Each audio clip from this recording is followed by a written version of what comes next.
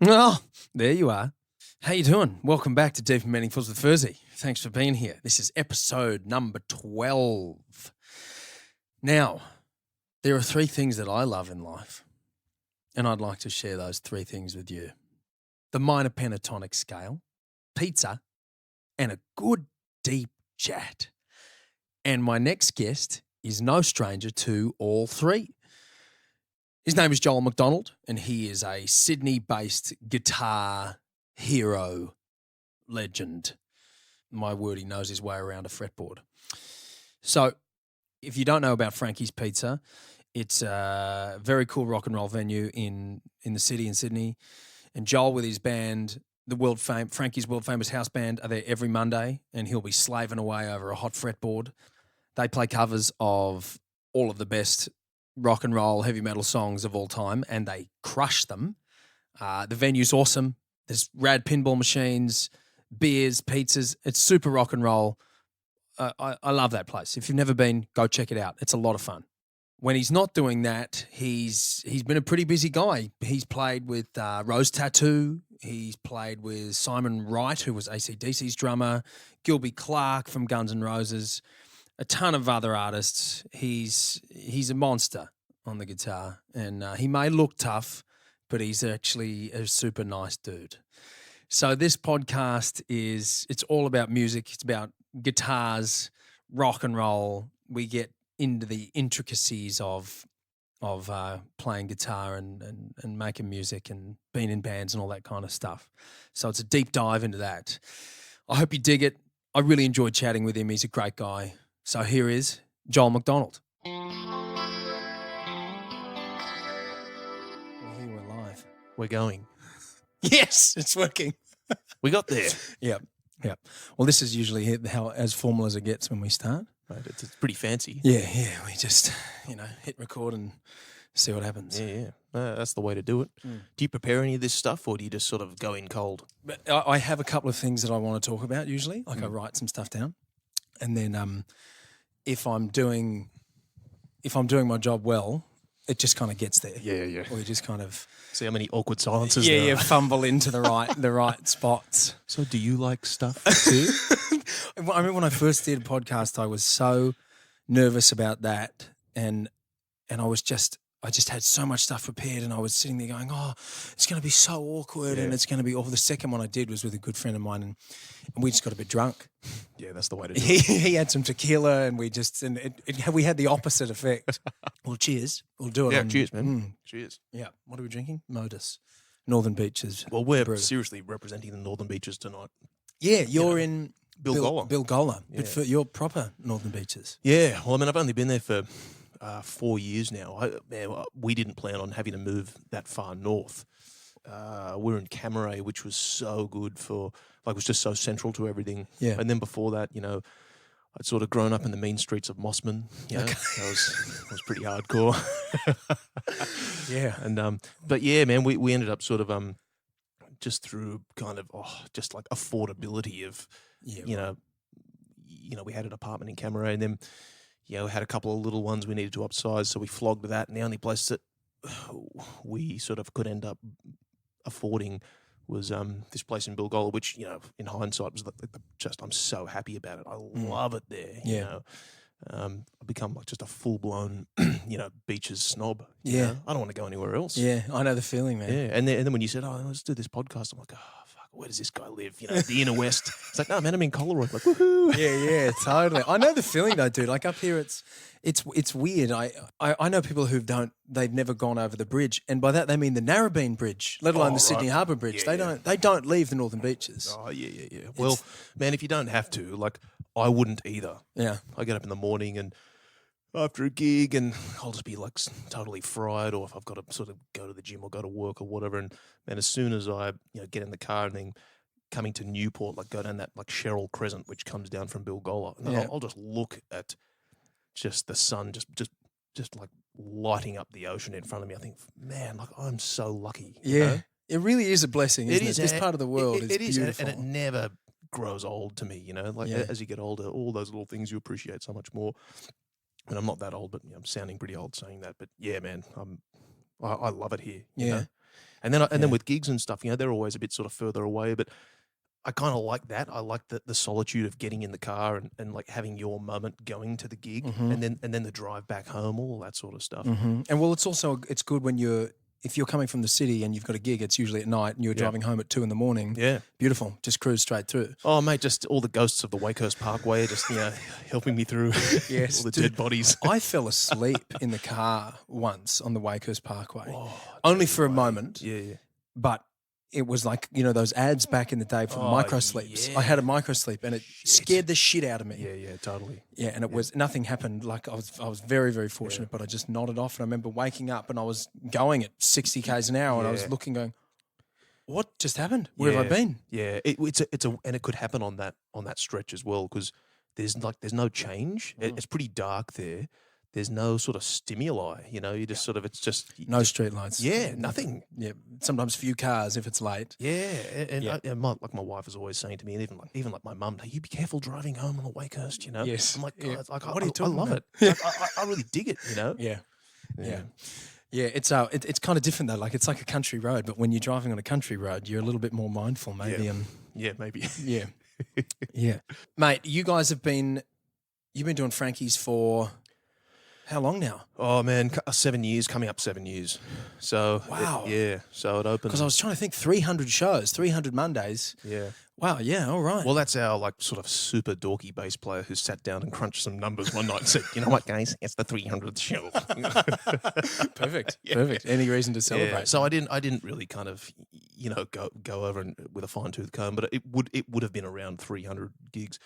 But yeah, I mean, it was end of 2012 when it was opening, and I remember my brother Jordan telling me about this place that they were going to open, and he was putting in all these sort of late nights and early mornings and coming up with this idea of making this like kick-ass kind of like rock venue, like an actual rock venue, you know, not a little sort of a fad thing that comes for a bit and they put like a Poison poster on the wall and then take it off and then that was it. It was he was getting like some of my guitar necks, and they were going to use them in the bar as the thing that pull the beers out of and all that sort of stuff. Wow. And they put a lot of effort into it. So was Jordan involved in like the making of the bar? Yeah. Is he an owner or something? Like what's his? At the time he wasn't. He was working sort of in that industry, specifically in the beer kind of game. Yes. And the guys that owned Frankies or were opening it, they had already opened the Baxter Inn and Shady Pines. Okay. Which were like really well established and very successful in totally different ways. They had their own niche, each venue did, and they wanted to open like a rock bar, and they knew Jordan, and they sort of knew that he would have a pretty good nose for that sort of a thing. So they asked him to basically help with that whole setup. The whole setup. Yeah. And fast forward 7+ years, and he's now has a partnership in that venue, and which was probably was a great sort of idea from the owners to get him in there, because I guess they wanted to keep him. He's just so good at that job. He's perfect. Yeah, he's perfect for it. He's great with the people, and sort of just sort of knew what to do in terms of how to set it up. What to put in there, and then of course with the music thing, that was sort of tricky because that can always be really hit and miss. Yes. Like venues, they have music and it's kind of cool for a bit, and then all of a sudden it sort of drops off, and you got to get that right, and you got to be consistent with it. Yeah. And so I remember on the first time we did a gig there, we did like a karaoke gig actually. It wasn't even the house band, and it just went off. Like it was so good, and then we sort of saw that that the place has legs as a music venue. Like it sounded really good. It just had the right vibe. The stage was kind of like small but intimate and cool, and everything just kind of worked. And then not long after that, we just put this band together, which became the Frankie's world famous house band. And with every week, a new singer, and we tried to do it in a way where it was sort of really exciting, and it wouldn't be like a covers gig, even though technically it is. We'd sort of we'd present it like it was a concert, like a show. So, a lot of the stuff we knew anyway, but there was a lot of learning involved, and you'd have to get up there, and there's no iPads or any of that sort of stuff. It was just all by memory, and we'd have to get up there and trying to remember, like 20 new songs kind of, every week and really kind of nail them, which is the hard part. You know? But no, man, we've been really, really lucky that, 7 years on, we're still doing it. But it didn't come easy. Like, it's been a lot of work, a lot of work, just trying to make it exciting each week, and for everyone that comes to check it out, for them to think, oh man, I want to come and see that again, and then tell their friends, all that sort of stuff, So, but no, man, I'm very, very lucky, and that's where I get to practice guitar. Like, I can't do it at home. I mean, you sit in your room and practice guitar. It kind of doesn't. You don't know what that means until you try that at a gig. Oh, dude, I couldn't agree more. There's only so much you can get from practicing out of a gig. You can practice one thing, like whether it's a vocal line or a guitar line or something, as many times as you want at home. Yeah. But the moment you get in front of one person, something changes. Oh man, straight away. Yeah. And it's like live practice. The only way you can do it is do it. Yeah, and mess it up in front of someone and have the nerves and have that. Oh, totally. And it's so, man, you're probably playing more gigs than a lot of these guys that are on like heavy touring schedules. Yeah. Because there's no break from it, Yeah. Granted, it's not all week, but it's consistent. Yeah. It is consistent. And I still get nervous, like before every single gig. I seriously do. I think it's unhealthy if you don't. There's got to be a bit of that. We got to, because then you don't care if you're not nervous. Yeah. There's obviously nothing to it. But like, I think that's really healthy. Yeah. Well, it means I suppose it means you care about it. You care about what you're about to do. Yes. But also, I mean, I get nervous because, man, so many things can go wrong at gigs, and they fucking always do. Yeah. Like even last week, it happened to me.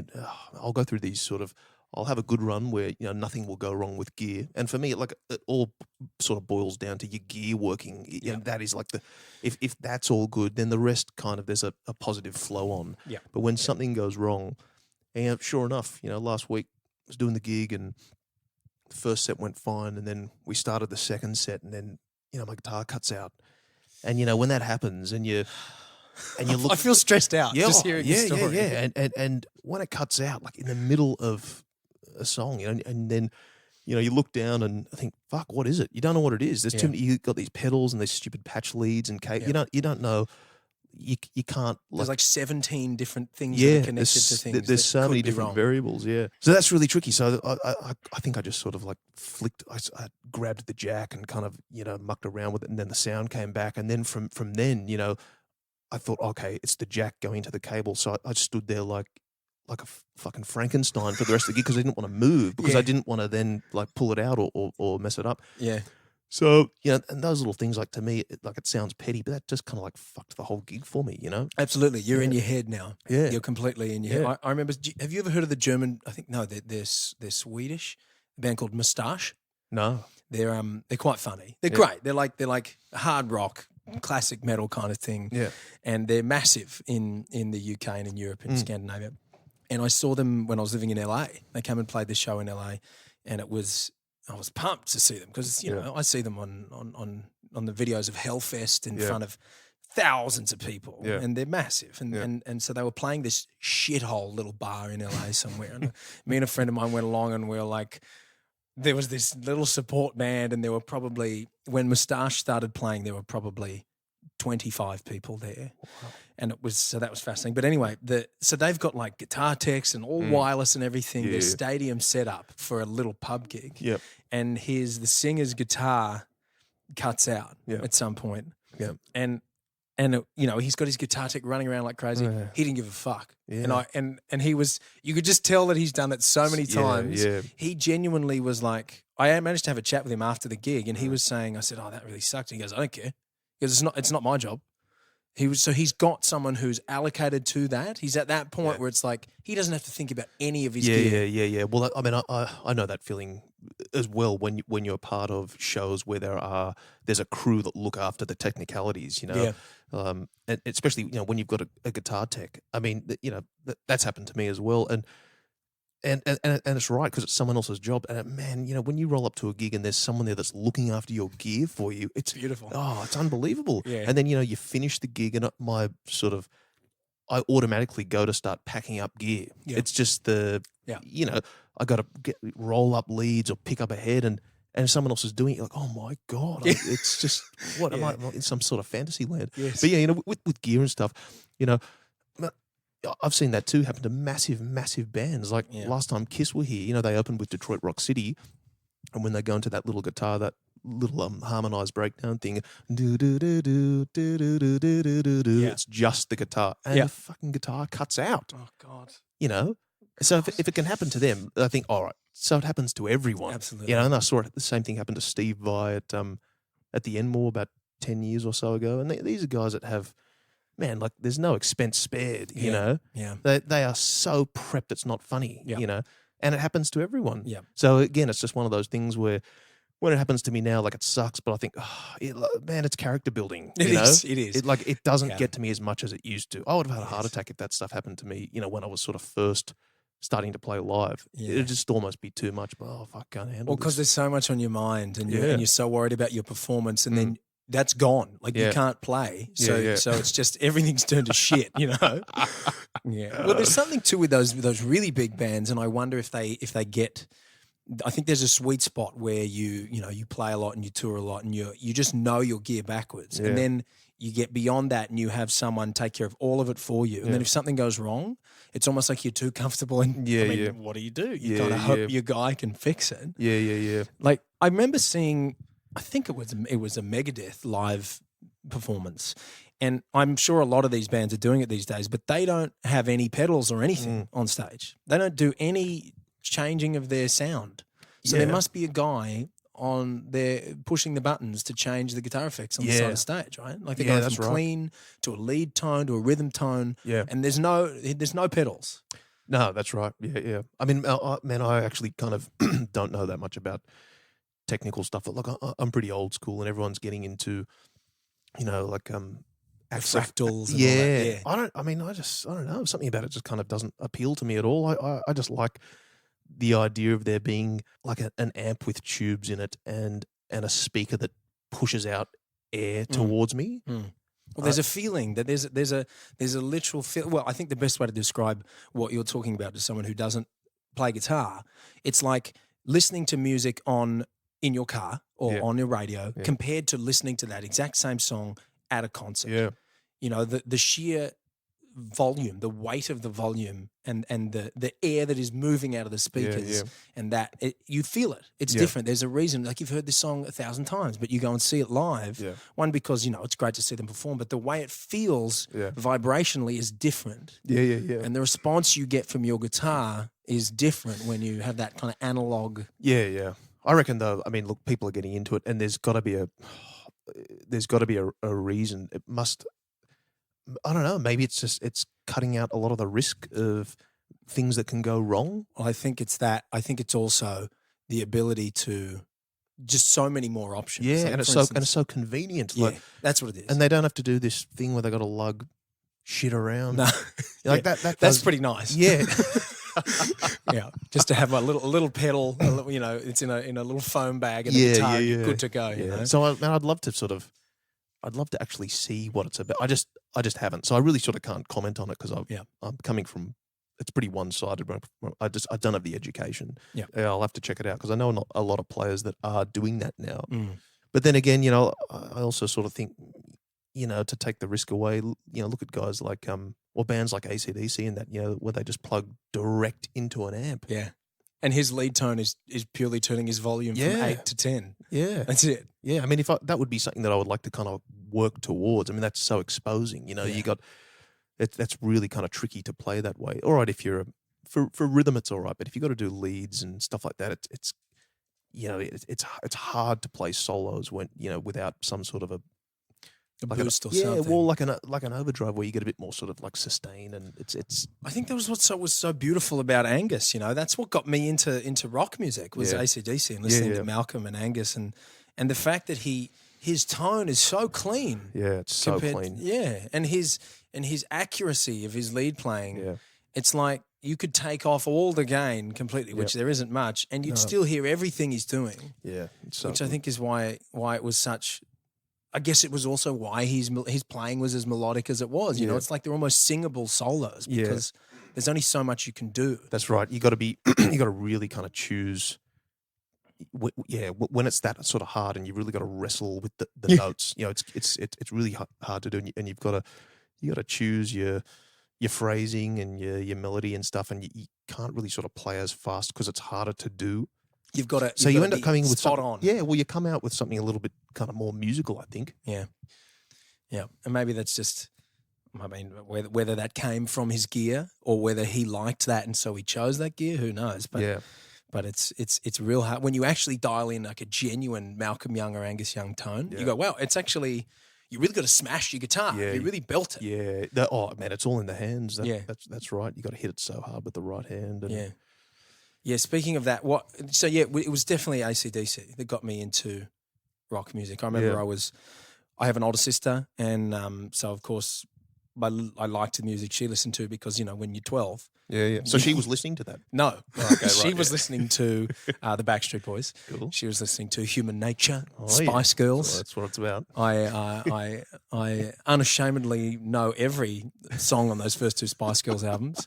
I think the heaviest that she got into was Bryan Adams. Oh man, but there's some pretty good Bryan Adams, mate. I love Bryan Adams. Yeah, me too, man. I love, man. I listen to that almost every day. Really? I go to the yeah. I mean, I go to the gym and I'll put on like One Night Love Affair. That's like the opening track from Reckless, and that's what you like the deep cuts, mate, too. Oh, that's the one that I sort of start with, and man, it's so weird because like my son loves that. He's 7, and he got into Bryan Adams when he was about sort of 5, and it's really interesting to see what little kids get into. They get into certain little stuff that must just be so hooky that they get it. Like he got into Kiss as well, and he got into Europe, stuff that I was never a huge fan of, but I was kind of curious, like why is he like this so much?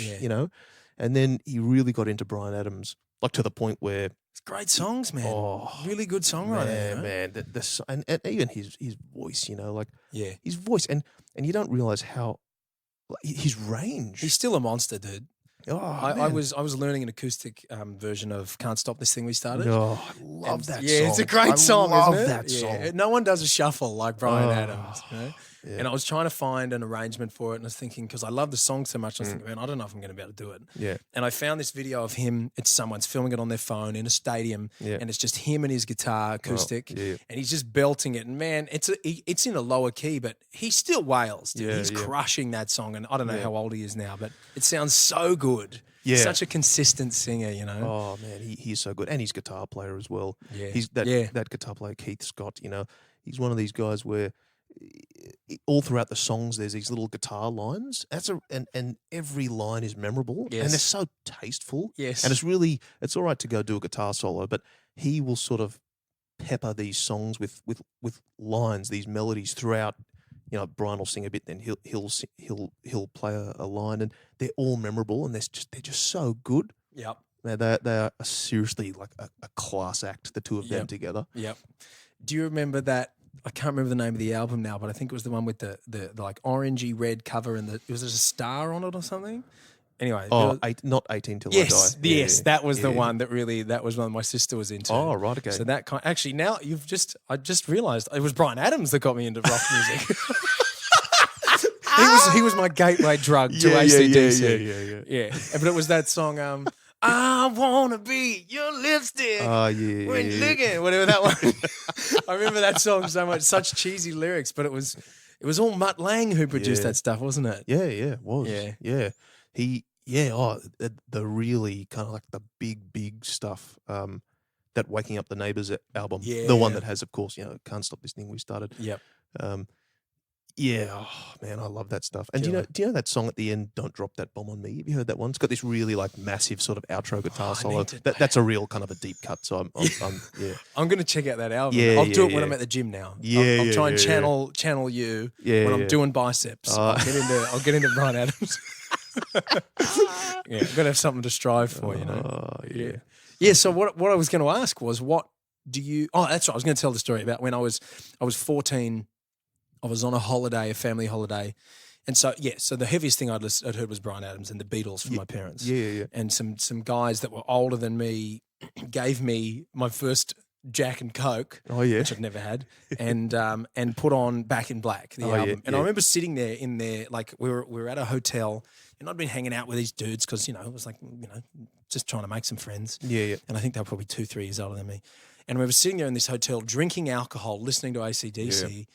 And I remember having this thought, like, am I in trouble here? Like, is this bad? Because this music was so heavy to me. It was the heaviest thing I'd ever heard. Oh, okay. I'd got no brothers, so I never had that kind of rough and tumble thing. Yeah. I remember thinking, is this bad? And then I remember listening to Back in Black, the song, and I was like, this is amazing. I was like, I'm terrified of this, but something about it is so good. It is, yeah. And it just changed my life from then on. And then it was, forget about it. Yeah. Well, I mean, with AC/DC, like most people just know the stuff that you hear on Triple M and all that sort of stuff. And I was kind of the same. I mean, I had the Back in Black album, of course, as well. But there's so much more there. Yeah. I got together with I ended up being hired to do these gigs with Simon Wright, who was the guy who played drums for AC/DC after Phil Rudd. Cool, man. So I did those last year, and I'm doing a few again at the end of this year, and that's when I had to learn all of this other AC/DC stuff. Right. And man, there's just it's so good. Yeah. It sounds like a cliche, like, oh, AC/DC is so good. Yeah. But it actually is. It is, man.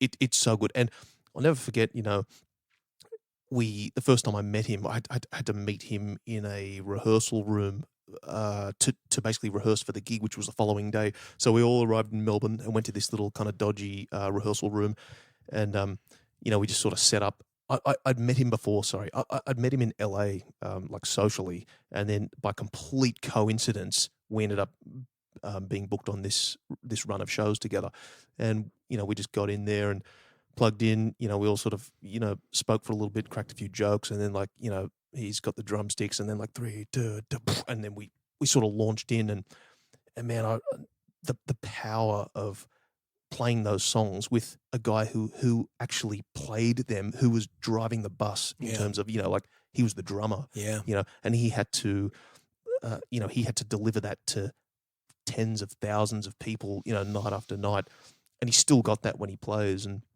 man, that was such an. Is he an Aussie bloke? No, he's English. Oh, right. But he lives in California. Okay.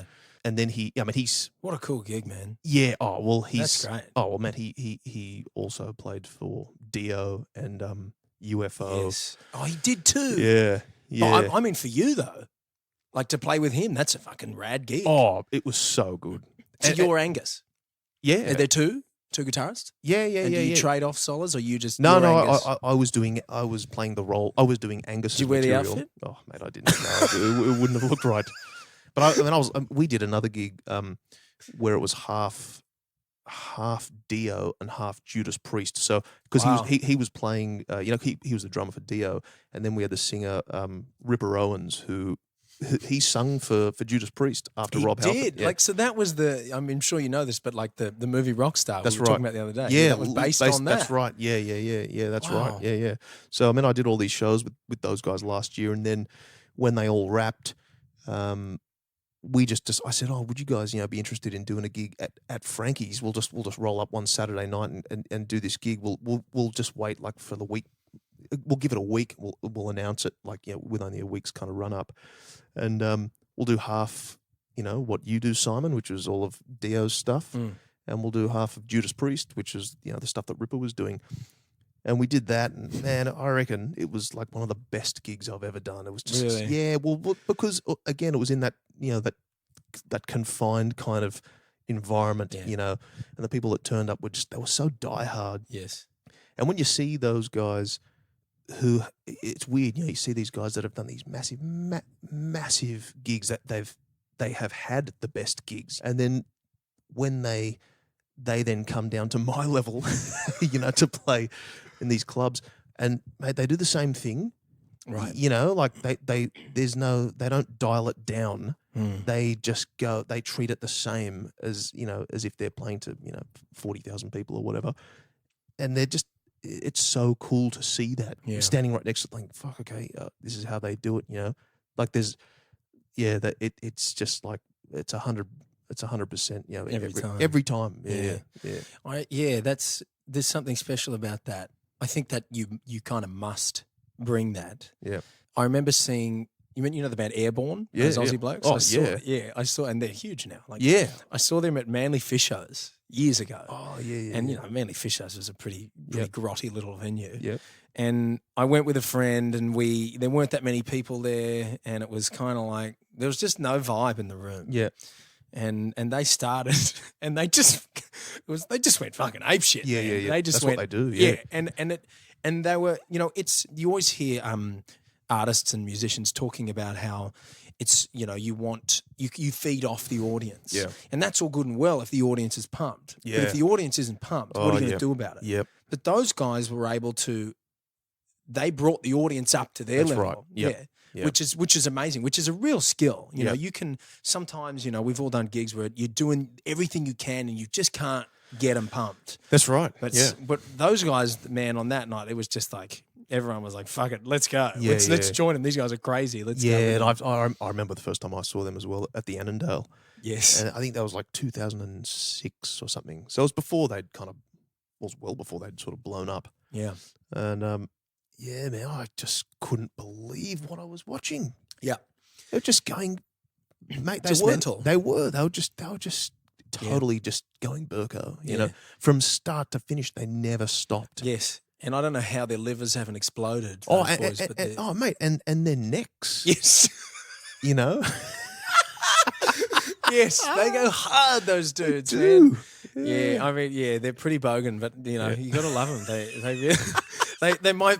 People ask someone. I remember someone asking me, "What's Airborne like?" And I was like, "It's like AC/DC on a lot of cocaine." Yeah. That's basically it. That's right. But you know, good on them, man. You can't go wrong with that stuff. You know, and obviously, people dig it. So. Oh yeah. They love them overseas. They do. Europe and Germany. They're doing these massive, headlining these massive festivals and stuff. And what's his name? Is I can't remember the lead guy's name, but he's climbing up the scaffolding all the way up the top. Oh, Joel O'Keefe. Yeah. Joel, that's right. Yeah. Yeah. Crazy, man. What a loose bastard. What a great name too. Speaking of Joel, your brother's calling you Mole. Yeah. Well, he's always called me Mole. Is that something from a very young thing? Well, yeah. I mean, he calls me Mole and I call him Gordon, you know. So Joel and Jordan. Excellent. Yeah. Mole and Gordon. Great. I, for a very long time, before I actually met you boys, was sure that you were twins. Oh, yeah. There's like 4 years between you, isn't there? No, there's 2 years. Everyone thought that. I mean, especially when we kind of both had long hair, you know. Yeah. He sort of shaved his off recently, and then I sort of like grew this kind of like debonair, kind of like 5 o'clock shadow thing. And that was our point of difference. Excellent. Okay. Yeah. Because I remember when you guys were doing Torch Le Monde, I remember thinking, the twins are playing. The twins. Yeah. And that's I'm glad it's not just me. You know? No, definitely not. Oh, they were good days, man. And I think that must have been back in like the Candy's apartment sort of day. Because I think that's maybe where I met you. Yeah, that was, and that would have been 2006, 7. I think it might have been earlier than that. Oh no, it was 06 or 07. Maybe yes. Yeah. 2006, 2007. Wow. Yeah. Yep. And here we are, mate. Full circle. Yes. I wanted to talk to you about. Actually, since we're talking about big shows, I've talked about this before. I was in a band in New Zealand called Shotgun Alley, and we did some really cool gigs over there. We were lucky. They'd already started, and they had written an album's worth, and things didn't work out with their singer. And then I got the singer gig. I knew them before they had a singer, and I was like, I love this music, but I was living in the States at the time. Yep. So anyway, it worked out that I got the gig as a singer, and it was fucking awesome. You know, it was just cock rock basically. Yeah. And so we managed to get some really cool support slots. We played with Def Leppard at Acer Arena or whatever the big one is in. and we played with because New Zealand's not that big, so if you're there's only 3 bands that were up for but we got the support, and we also that's awesome. It was rad, and then we also got the biggest one was we supported ZZ Top, and it was at the Hamilton with the races, and so all these pissed bogans had been at the races all day, and they were full of grog. Yeah. ZZ Top was playing. They all walked from the races to where the stage was, and we were opening. It was us, then ZZ Top. So there's no, and so that we came out, and there were 15,000 people out in front of us, and this was my second gig with the band. Needless to say, I don't know what happened. Like I came out, and me and a couple of the other boys in the band coined the phrase "stadium mode." Yeah. I woke up in the middle of the gig. Right? Yeah. We'd done probably 4 songs, and then my consciousness came back into my body, and I realized what I was doing. Yeah, I had no idea what I did for those first 4 songs. Yeah. But I watched footage, and there are noises that I made with my voice, like screaming, that I've never made before in my life. Yeah. Okay. So I wanted to ask you about doing big shows and stadium mode where you get so pumped, and your adrenaline, you're kind of like you're offline, and your ego is just taking control. Well, the first time I did a really big gig was we opened for Guns N' Roses when they did the Not in This Lifetime tour. They played in Sydney. At the time, I did a few gigs with Rose Tattoo. I was doing a lot of gigs with Angry, and and Rose Tattoo wasn't really a band at the time, but he was offered a few gigs, and he said, do you want to do these with me? And I said, well, of course, Yeah. So anyway, the first gig that we did, I was never a member, but I just did a few a few gigs, under that moniker. And the first gig was opening for Guns N' Roses, and so that was 80,000 people. Jesus Christ! But I didn't. You know what? I hadn't even thought. I didn't think anything of it, and then. Funny you mentioned that. The guitar tech, he came up to me before and he goes, now, have you ever played in front of this many people before? And I said, well, no, I haven't. And he goes, well, look, I just want to let you know that, I've seen it really get to certain people, and some people just can't handle it. And I thought, mate, what fucking hell? The fuck did you say that to me? Like, why would you even bring that up? Wow. Anyway, that's sort of wow. What a mind fuck that is. Yeah, totally. It definitely didn't need to be said. No. But I sort of went up there, and that you're right. Like the first one, it was kind of a little bit of a blur. You kind of like you're physically there, but you're mentally kind of like not. Something else is happening. So we did a few of those, and then after a few, then you get really sort of comfortable with it. You think, oh yeah, actually no, this is what I'm meant to do. And by the time we went and did this gig in Germany, we did the Bang Your Head Festival. I was really comfortable then. That was only one gig that we did there, but I remember just thinking, yep, I love this. Yeah. I loved that when people were right into it, and I was strangely not nervous at all. Beautiful. Yeah. So that's probably, I guess, my answer to that. Yeah, man. Yeah, well. You're very good on the guitar. Oh, thanks, mate. Yes, Thank you. You're very good on the electricity guitar, mate. I wanted to. I was wondering about how you got there. Like for me, for instance, now tell me this. This is I'm intrigued to know the answer to this question. Yeah. Are you good at maths or English? Like, English. Really? English. I'm good at English. I'm not so good at maths. I'm like, I can go and buy something at the shop and know how much change I'm going to get back. Right. But, I'm not too good with Pythagoras theorem and all that sort of stuff.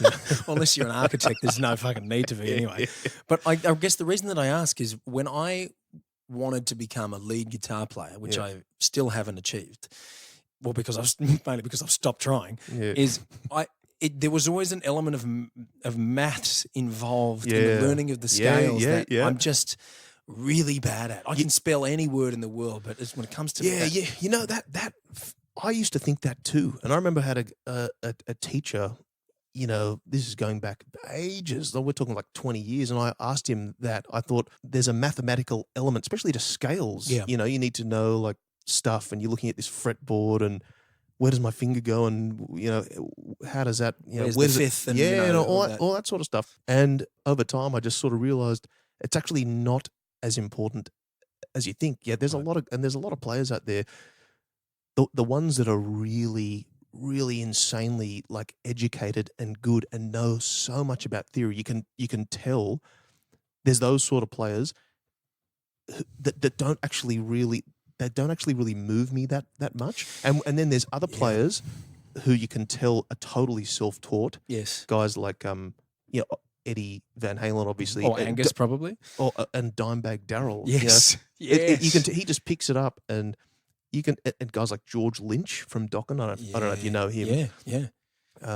They're the guys that I get into. You can just tell that it's so kind of like mood dependent. You never know what's going to come out of them, and a lot of the time it's just it musically doesn't really make sense, but they do it with kind of so much confidence. Yeah, it's a feeling thing. It is. Well, I think that's a beautiful thing about that is I think there's probably a sweet spot where when you know every option of what you could do, rather than.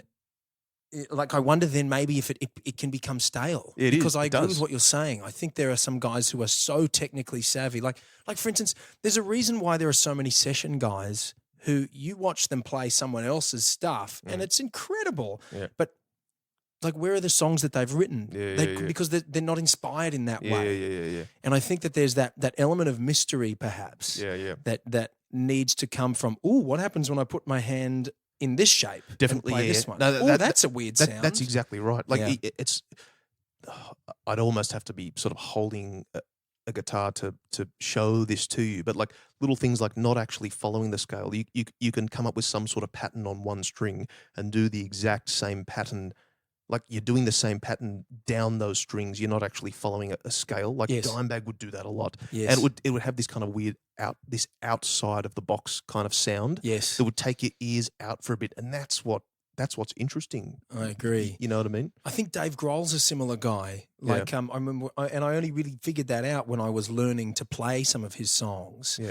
Like, there's that song "Let It Die." I don't know if you know that one. It's this beautiful picking thing, but I remember thinking, it's quite hard to play, but it's the same frame that he's just moving around the neck. Yeah. And clearly, it's a guy who's just like, what happens if I do that? Yeah, that's exactly right. It's like even the intro to "Smells Like Teen Spirit." Right? People think that's Kurt's. That third finger is just it's barring. It's not actually playing that proper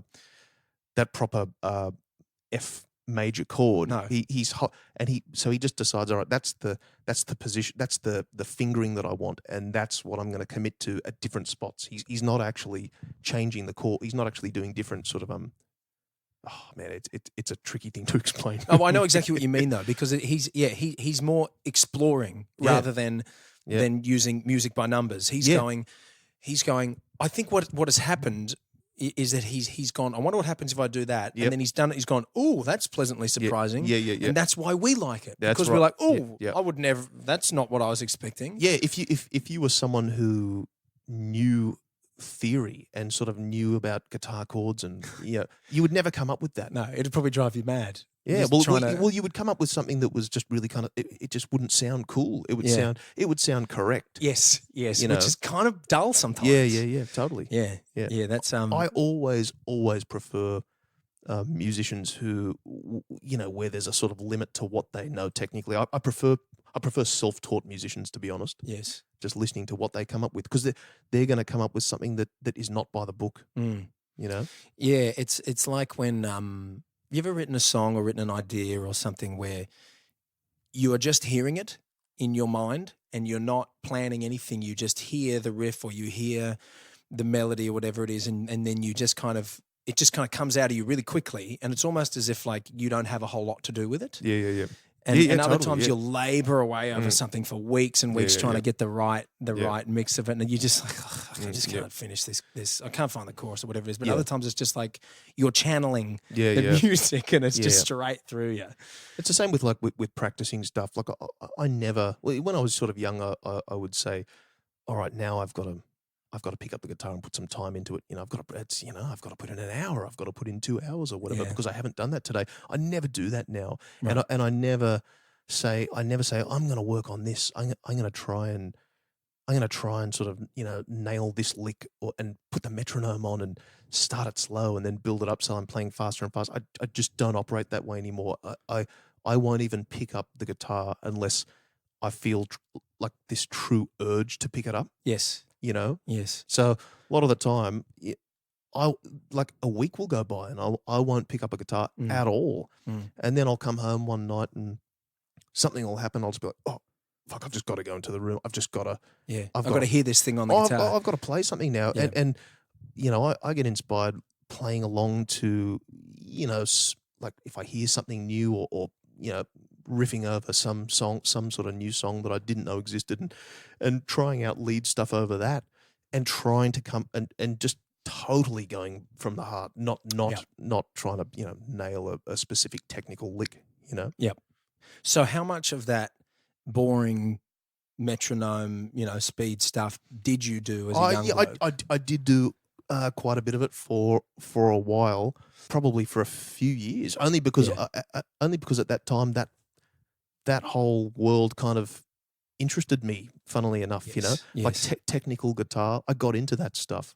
I was right into Eric Johnson, massively. And of course, guys like Steve Vai and that. I'm not so much into that now, but at the time I was, because I was just curious to see, can I do this? Yeah, right. I wonder like how much of this stuff I can actually do. Yeah. And I sort of surprised myself because a lot of it was like, oh, I can actually do this, know. But then you're like, well, so what then? See, that's fascinating because I think for me, I agree with you. Like for me, guys like Steve Vai and stuff, there's an element of like, wow, that's impressive. Yeah, yeah. And then after about 20 seconds, yeah, kind of like, all right. Yeah, it's like those bands. Like for me, I've never gotten into the really tech metal bands like Meshuggah and those kinds of things. No. I can appreciate how difficult it is to play that stuff. Yeah. But for me, it's like if it doesn't feel good musically, I just think like, what's the point? Yeah. And well, I agree. I mean, there's a lot of people that are into that, and I don't know, maybe it moves them somehow, but obviously, it's just kind of like listening to Tetris. Yes. That's a fantastic way to put it. It is it's like math metal. Yeah. Yeah, man. I know. I've just, and look, maybe it's just you and me. We just don't feel what they feel from it. Obviously they get something from it, and that's awesome. Yeah. I don't get it. Yeah. But that's, it is what it is. I guess that's too why like the blues is a very interesting genre of music because it's like the same thing every song, but yet it still feels good. Yeah. And when I was younger, I didn't get that. I didn't understand. I thought the blues are so boring. Yeah. Everyone would carry on about Stevie Ray Vaughan or these blues players. I thought, well, there's just not doing that much. Yeah. Now I think I see the genius in that that they're able to just. It's true, technically, they're not doing that much in terms of, there's not that many notes involved and all that sort of stuff. Yeah. But, man, they are able to seriously turn up the heat, with what they do. And I love Gary Moore. I love Gary Moore. And he's kind of melded those two worlds as well. Like, he can rip like almost like a metal player, but he has the tone and the sensibility of a blues player. What was the big band that Gary Moore was in? Oh, well, he was in a few. I mean, he was in Thin Lizzy in the late 70s, and then he went solo pretty much. Oh, yeah, and then he again sort of. Because I'm trying to think of when I got into Gary Moore. Oh well, he really got big with that song. Still Got the Blues. Yes, that's right. That's right. That was in but he was a solo artist then. Yes. But he is amazing, that guy, man. Yeah. He's so good and totally no frills, Yeah. Just feels good, doesn't it? Oh, yeah. Well, but that's the funny thing about blues especially. It's like I've had sex before. It doesn't mean I'm going to stop doing it. Yeah. It's all good stuff, and it's still good. It doesn't matter how you wrap it. That's right. It's still good. Yeah, that's an interesting thing to find once you've done your homework, you've done your workouts, you've got your speed and all that stuff. So now you're just like, it needs to feel good. And I reckon there's stuff that I probably, and another weird thing that's happened to me over time is I've noticed like live, the guitar is getting lower and lower physically, which is a weird thing for a guitar player. Like, when I earlier on it was higher up because it would give you more facility. Yeah, you know, you can easier do more. yeah. It's like, you know, when you're practicing guitar at home, you're sitting down, Yeah. and you've got 100% sort of access to everything, and you can, you know, and then when you play live, it's a bit trickier. You know, you got the guitar sort of that's on your chest, then sort of on your down by the belly button, and then even kind of like lower. Yeah, and you've got to walk that fine line of trying to look cool but be able to play. Oh man, and like you know, you cannot have a high guitar. It's unacceptable. Well, the funny, you know, if the amount of the height of the guitar is equally proportionate to the amount of distortion you're using.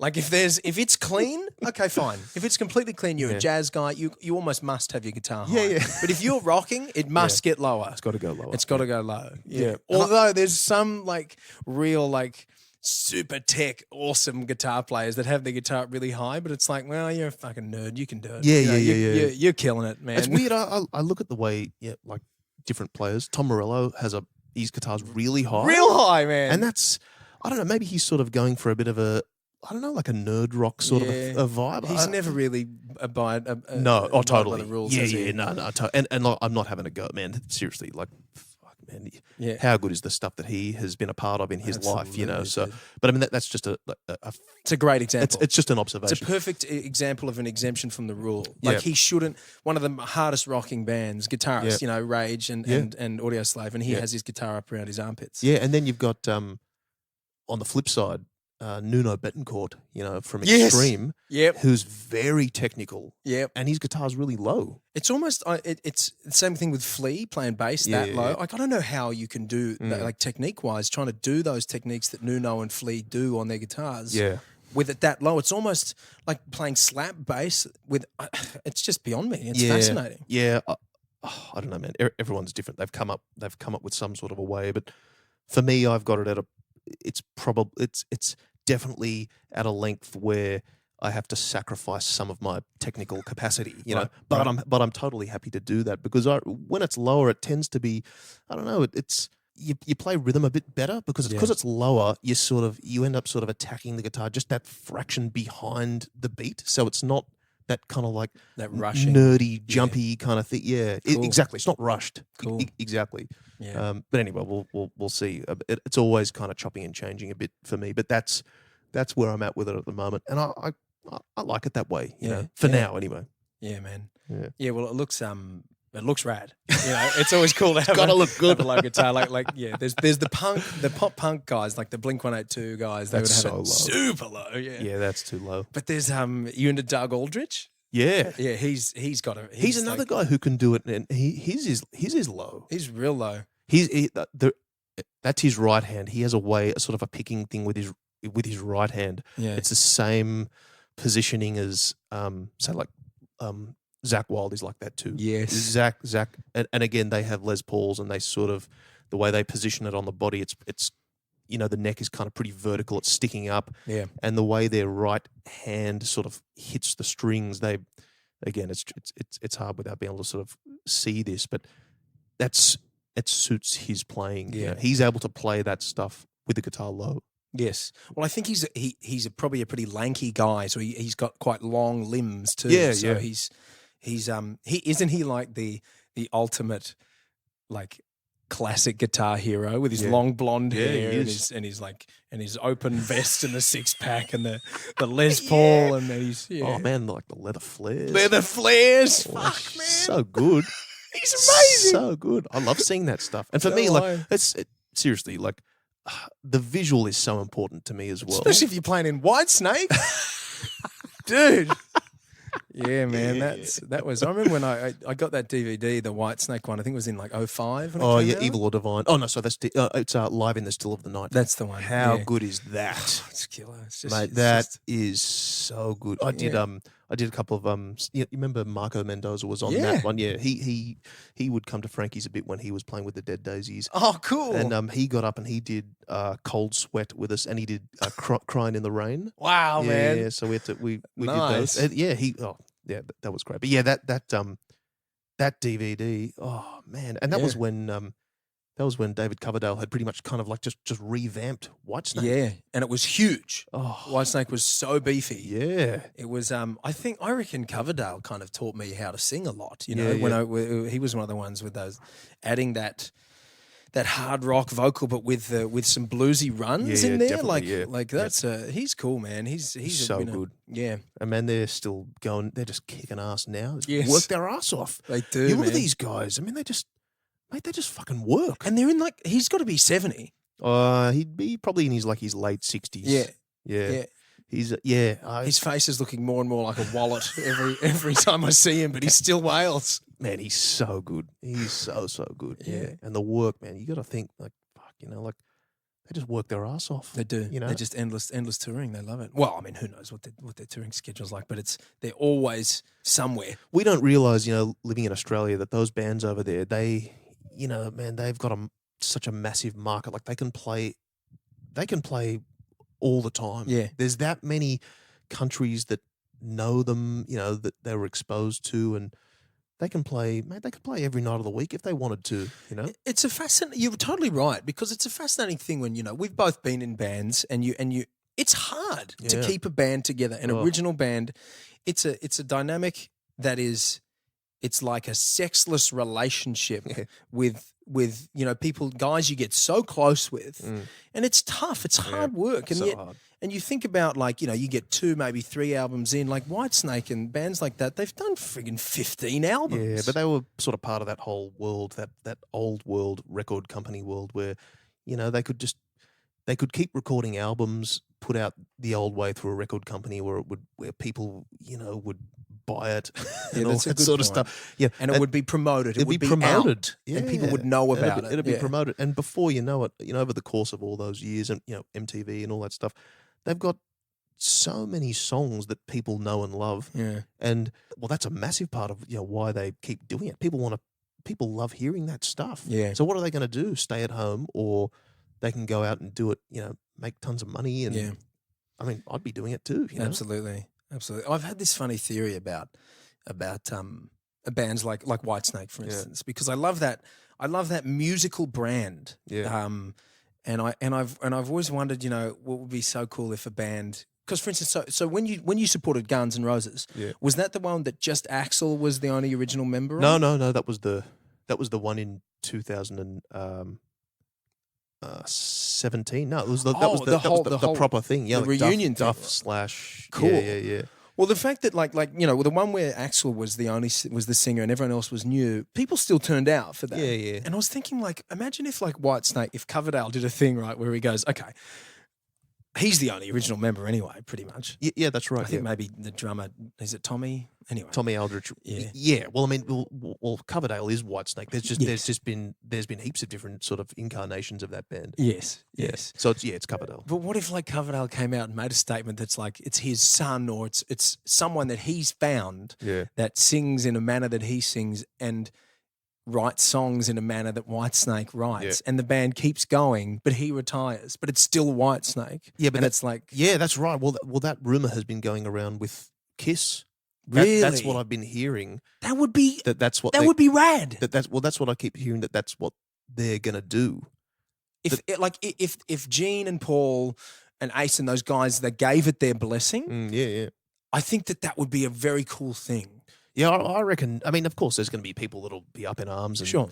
keyboard warriors will be going ballistic and all that sort of stuff. But But then what happens? Does it just stop? I mean, these guys, because that's the alternative. Either a band that you love is no longer happening, or they have a go with different members that are still maintaining that same premise to make more music. Like it happens with companies, it happens with corporations. Why can't it happen with art? I think it would be a fascinating experiment to see. And maybe it wouldn't work. But I reckon that it probably will happen. Yeah. Because there'll be a market for it. Yeah. People want to hear those songs and they want to hear them live. Yeah. Especially with a band like Kiss, Yeah. It's such a fun show. Yeah. That I think that's probably the perfect example. That is a totally a show as well. I mean that's almost as much a show as it is about the songs. You know, the visual and the oral. You know, yeah. They've got to find someone with a tongue as impressive as Gene's. Yeah, no, I reckon that's going to happen, man. Yeah. Man, Kiss is a funny band, aren't they? I remember I didn't realise that there were two singers, that Gene and Paul would trade off with vocals. Yeah. So I'd try and sing along to some of the songs, and I was like, how the fuck are they doing this, man? Like, I can do rock and roll all night, no problem. But then, you know, any song that Paul's singing, I'm like, this is insane. I can't get anywhere near this. Oh, man. The biggest band, look at the biggest bands in the world are the ones that shared vocal duties. Like, look at the Eagles. Yep. Yeah, look at Fleetwood Mac. Yeah, good point. Yeah, Fleetwood Mac have, you know, like they've got, you know, multiple women and men and the whole bit. Yeah, good point. Yeah, I wonder if it takes it must obviously take the hit off things when you're touring. The Eagles is a great example too, like Don Henley getting up and busting some out. And then Timothy on the bass sings a couple of those ballads. Wow, man. Yeah, I Can't Tell You Why and all that stuff. Yeah. What a great song, by the way. Oh, mate. It's a killer song. So good. We've just nerded out for the last hour, bro. Oh, man. What else did I want to talk to you about? So you spent a bit of time in the States. Yeah. Did you ever live there? No, I never lived there. Right. You were smart. I don't know what. I would have to be, man. There'd have to be a pretty serious kind of a carrot dangled there for me to. Yeah. Well, you got kids too, don't you? Yeah. I mean, look, I would do it if I had a gig. If some massive band offered me a gig to go play there and everything sort of added up, then I mean, I'd never say never to anything, really. Sure. You know. Sure. Yeah. I've been there and I've played there and I've sort of done that kind of circuit. And I mean, how did you find it? I mean, man, like, so I moved there, right? Yeah. So I kind of, you know, sold all my stuff and packed up and moved to LA. And then when I'd been there for about a year and a half, I got that gig in New Zealand with that band, Shock and Alley, and moved to New Zealand for a year. And then I said to the boys, you know, look, we got to go to the States. Like New Zealand compared to Los Angeles, it's a pretty different market. So let's go to the States. And they agreed.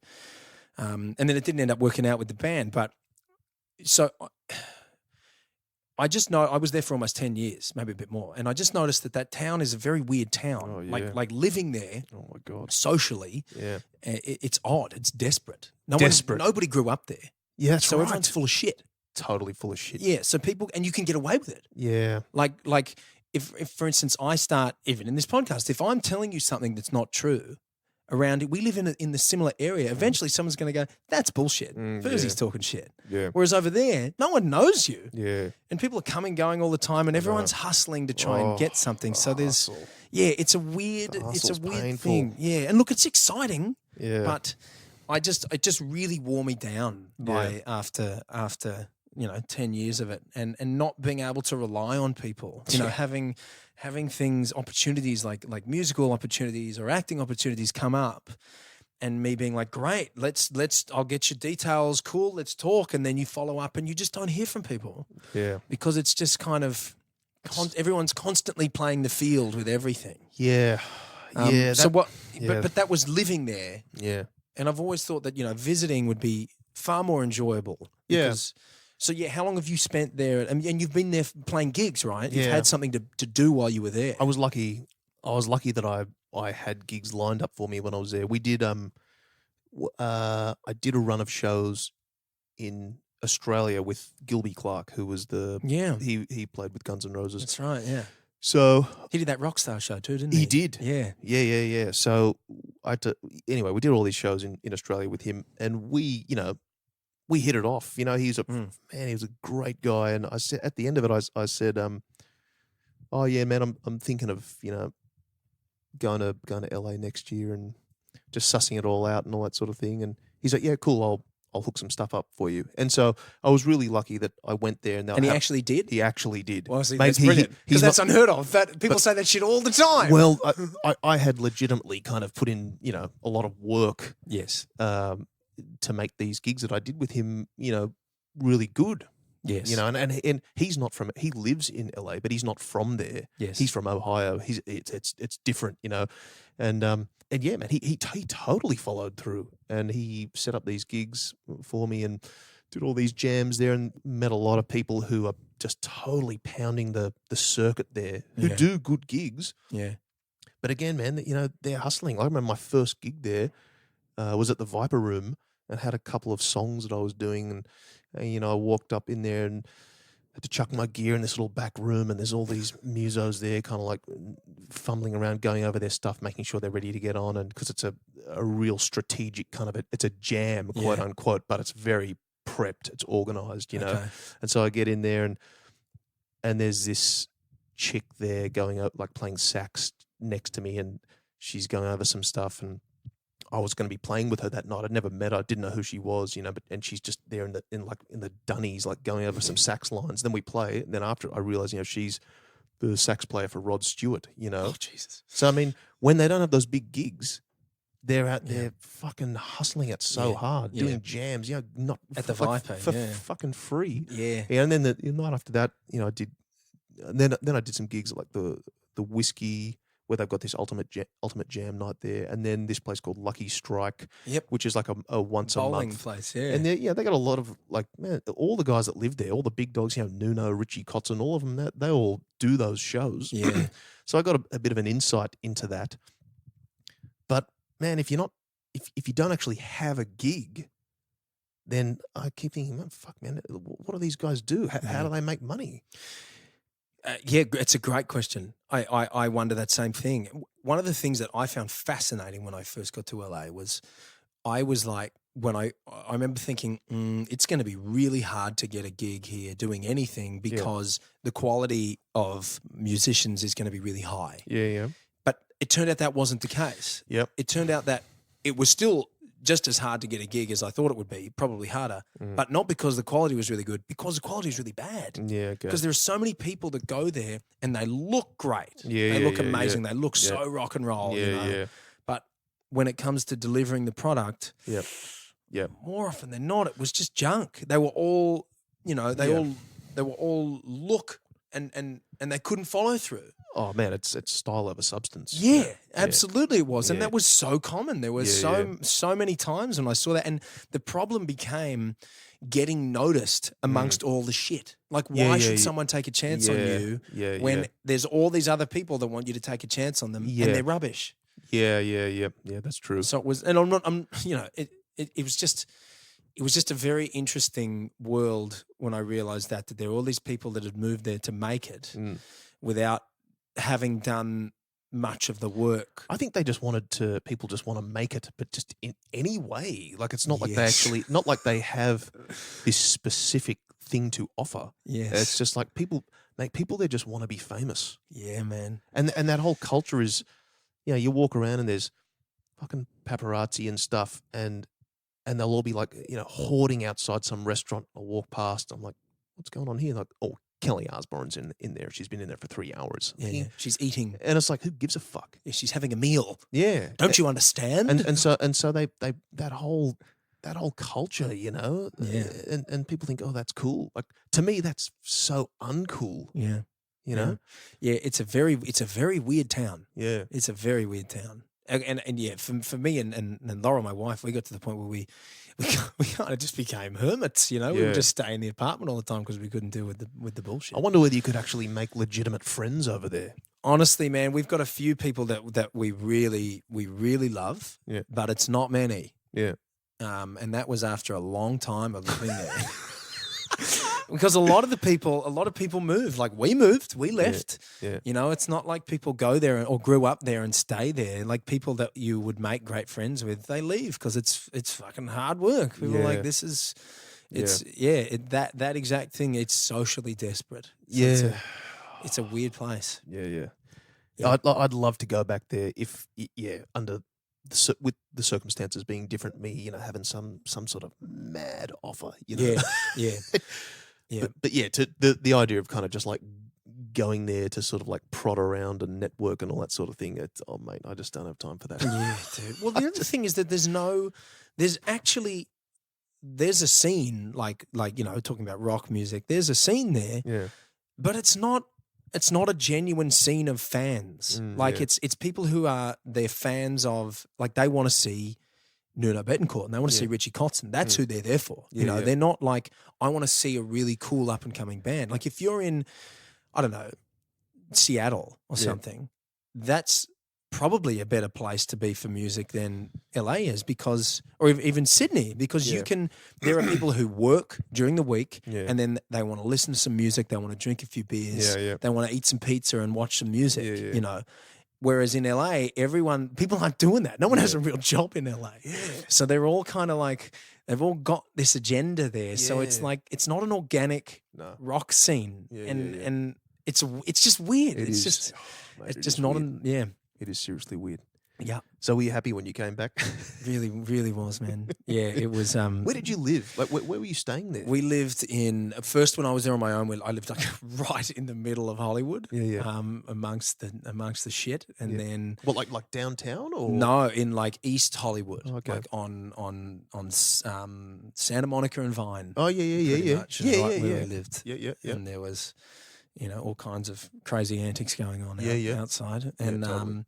lived above a nightclub, and that would go off one of the few all hours clubs in LA, because everyone closes at like 1 a.m. in LA. Yeah. Not this place. Yeah, no. So that was good. Cheap rent, but not much sleep. Yeah. And then, moved around to a few places. Eventually we kept getting further and further out of Hollywood. We realized that you don't need to live in Hollywood, one, because it's filthy. Yeah. And two, because it's frightening. It is, yeah. And then we moved to North Hollywood, which we thought was going to be better, and it was, but not much. Yeah. Not much. And then we came here for a few weeks, for a few months actually, just to kind of, come back here to hang out in the northern beaches. And we're like, what are we doing? This is a beautiful place to live. So where were you before? You were in the beaches before? So I was here, in this place. Yeah. And then, then went to the States. Yeah. And then, and, did a few cool things over there. Yeah. But the day-to-day quality of life just...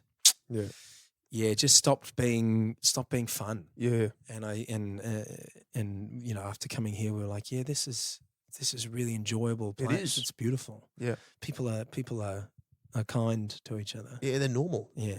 No, it's mate, it's good to have you back, mate. Thanks, man. Yeah, it's a pleasure to be here. Thank you very much. Oh man. Look, dude. Should we wrap it up? How long have we been? I think we've been talking shit for over an hour.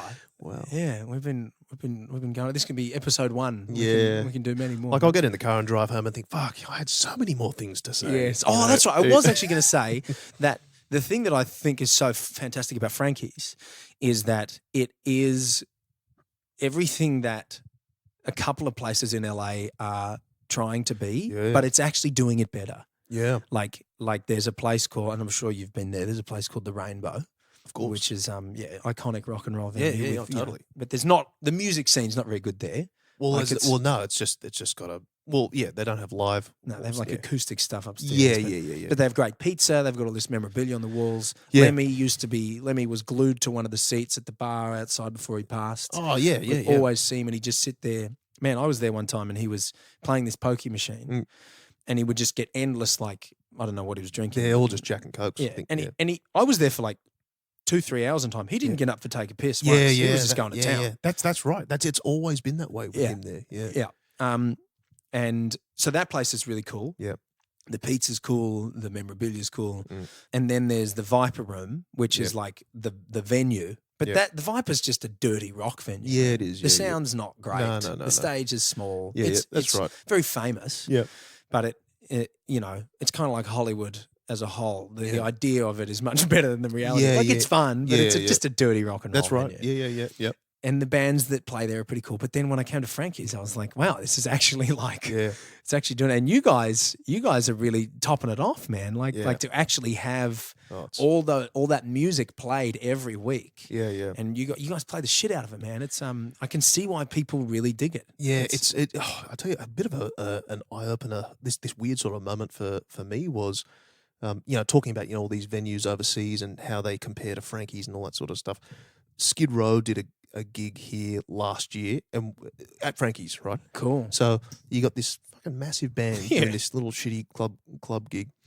And when in the middle of one of the songs, Rachel Bolan, the bass player, who sort of is, he was like the guts of Skid Row. He got on the mic and sort of went into this whole piece about Frankies. He was talking about the venue. He was saying, you guys, you don't realize how famous this venue is, across the world and all this. He was giving a full endorsement to the venue. Wow. Yeah, and I remember standing there thinking, fucking hell, like he's just said it for us. Wow. Yeah. It so amazing. it's really traveling. It truly is like a world famous venue now. Yeah, right. You guys actually are the world famous house band. Whether you like it or not, man. So much just insane stuff happens there. Like Phil Anselmo from Pantera did a gig there, a few months back. Wow. And his sound guy, one of his security guys or whatever, said, like in the middle of that gig, so that they went into all these Pantera songs, which apparently like Phil hasn't done them for 10 years or something. Because it's some weird sacred territory. Sure. And that was an icky kind of thing for all those guys. Anyway, he just decided, he goes, no, fuck it, we're doing it. They did all these Pantera songs. And man, like you just look at it, you think, man, I can't believe this is happening, you know?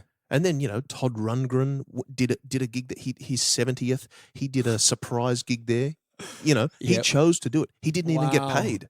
Oh, wow. Just wanted to come and be in Frankies. And Nick Oliveri was there too? Yeah. Oh, and all these guys, man, that every time we've sort of reached out to these people that are going to be in town, you think you're going to get met with all this kind of blowback, like, oh, I don't know, or you got to pay me all this money, or I need, you better bring me 10,000 security and put this aside and that. And it's so surprising how much you don't see that. Yes. These people, musicians and stuff, they just want to play music. Yeah. There's this myth going around, like, when you achieve certain things, they're above that, and mate, they actually they get a kick out of doing a little club gig. Yeah. It brings them back to their roots. Yeah. Yeah, it really does. And it sounds awesome in there, man. Yeah. Like that's, I kind of, in a snobby way, I just don't go I kind of refuse to go to stadium shows anymore, purely because you can't see anything and it sounds like shit. That's right. Totally. Whereas like totally. a club and maybe a theatre at the biggest, but they sound awesome. You can see what's going on. It's and that's a testament to the venue that these bands want to come and play there, because they've got it right. It's actually, if you're a fan of rock music, it's the right place for it. You got the pinball machines, you got the pizza, you got the great beers. They don't skip any details though. I see it. They take it so seriously. The sound guy there is so good. We've got great gear there. If anything goes wrong with the gear, they're on it right away. Yeah. They really take pride in all of those aspects of the venue. Yeah. You have to, man. Otherwise, it's fucked. Yeah, that's right. Well, unfortunately, that's kind of the case with a few of those places in LA. Yeah. They ride on the legacy rather than actually delivering what the legacy came from. Yeah, exactly. Could you imagine what it was like being on the Sunset Strip in like '85? Oh my God! When like that would have just been a crazy time when heavy metal and cock rock was the coolest music. Yeah. Whereas now, we've kind of got to. I don't know about you, but I've kind of got to be very a little bit conservative with how rock I look when I'm going around. I try and curb it sometimes because it's not going to be well received everywhere. It would have been so exciting, and I always read all those fucking cliched rock biographies. Yeah, so do I, man.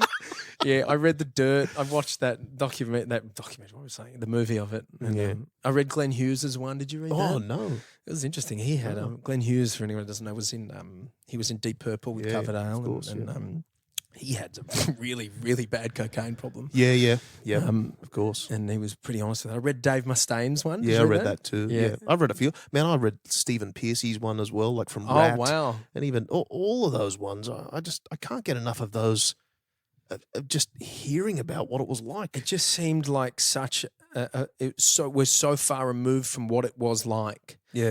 It just seemed like such a different time when that music was huge. Like it's, man. No, I get it. We need a hot tub time machine. Yes. Yes. Yeah, that would. I've often thought, like, man, I wonder if I was born in the wrong decade.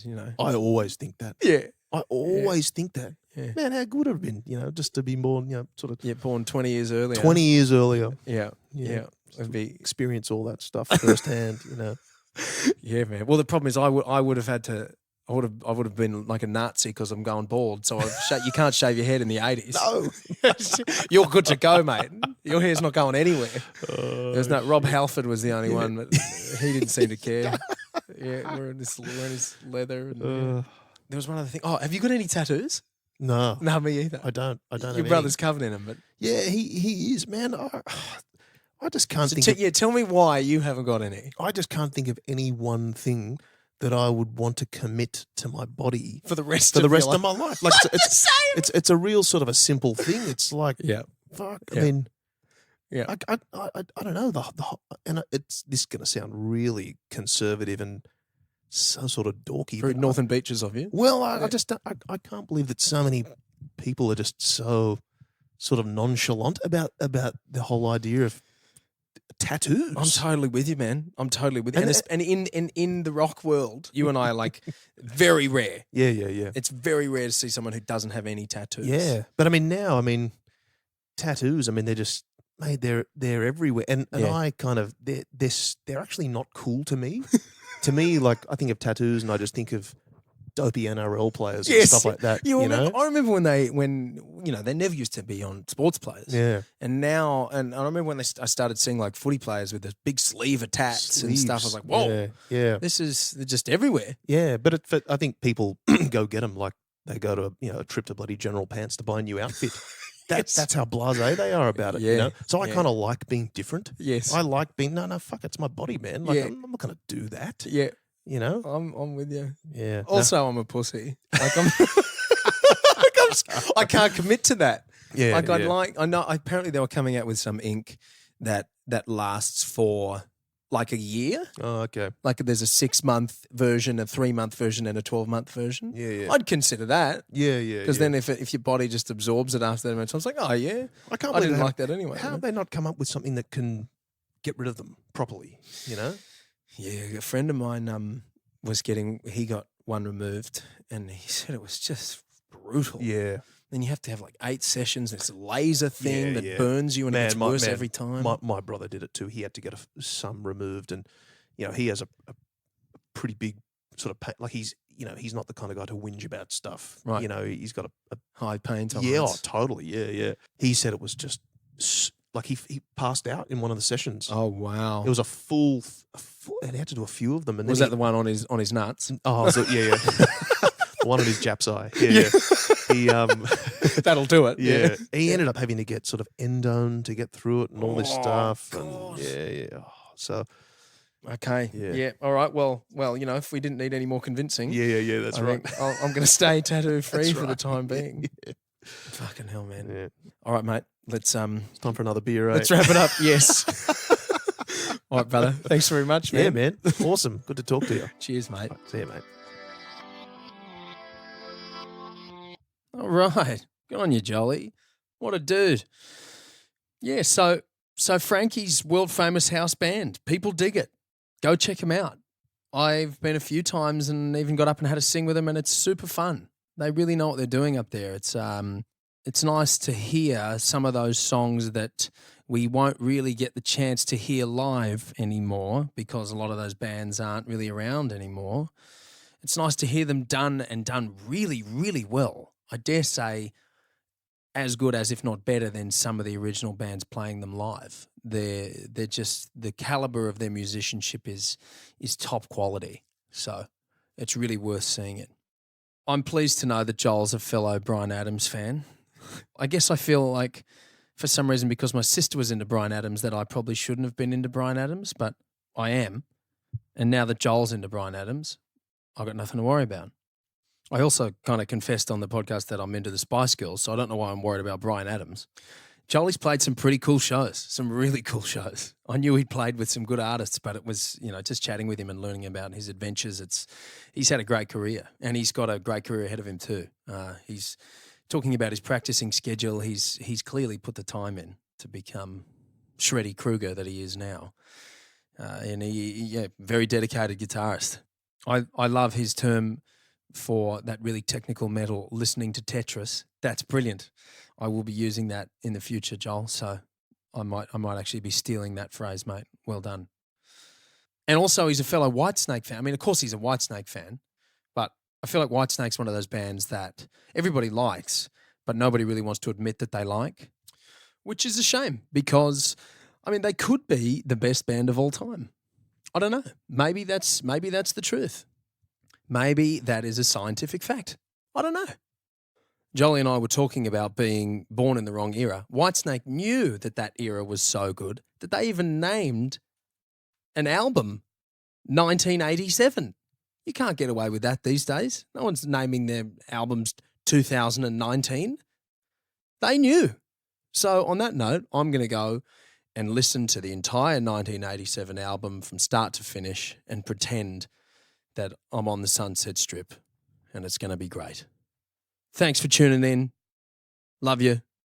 See you next time. Have a good one.